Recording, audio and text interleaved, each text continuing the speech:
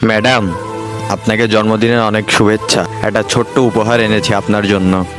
Thank you, কিন্তু গিফটের কি দরকার ছিল? ম্যাডাম, ফোনটা কেমন ছিল? ভালো ছিল। ম্যাডাম, আপনি একবার ক্যামেরাটা খুলে দেখুন, খুব আরে ভালো। কতবার বলবো ভালো ছিল ফোনটা? তোমার কাছে কি কোনো কাজ নেই? তখন থেকে আমাকে ডিস্টার্ব করে যাচ্ছ। যাও গিয়ে দেখো রেলিংটা নোংরা হয়ে আছে, পরিষ্কার করো। রাহুল, কি হলো? তুমি কাঁদছো কেন? বাবু, আজকে ম্যাডামের জন্মদিন ছিল, তাই আমি একটু একটু করে টাকা জমিয়ে ম্যাডামের জন্য এই ছোট্ট উপহারটা এনেছিলাম, কিন্তু ম্যাডাম এটা ডাস্টবিনে ফেলে দিয়েছে। ও এইটা একদম ঠিক করেনি। তুমি কেঁদো না, তুমি একটা কাজ কর, তুমি আমার এই ফোনটা রাখো। রনির, এই ফোনটা গোপালের কাছে কেন ছিল? এটা তো আমি তোমাকে বার্থডেতে গিফট করেছিলাম। আমার এই ফোনটা পছন্দ নয়, তাই আমি গোপালকে এটা দিয়ে এসেছি। তুমি জানো এই ফোনটার সাথে আমার কত ইমোশন জুগে আছে? আচ্ছা, এখন তোমার ইমোশন জেগে উঠেছে। তখন তোমার ইমোশন কোথায় ছিল?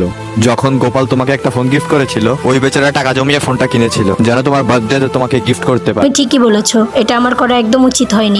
আমাকে প্লিজ ক্ষমা করে দাও। তারপর এই অসহায় ছেলেটির জন্য একটি লাইক তো করা যেতেই পারে।